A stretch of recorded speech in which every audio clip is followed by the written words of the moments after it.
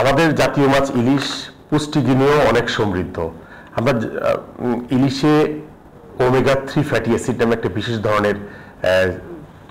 চর্বি বিদ্যমান। তো এই ওমেগা 3 ফ্যাটি অ্যাসিড কিন্তু যে সাধারণত সামুদ্রিক মাছে পাওয়া যায়, তো ইলিশে এর পরিমাণ অনেক বেশি, যার ফলে ইলিশ খেলে এই যে ওমেগা 3 ফ্যাটি অ্যাসিড আমাদের শরীরে আসে মানুষের দেহে, এবং এই ফ্যাটি অ্যাসিডটা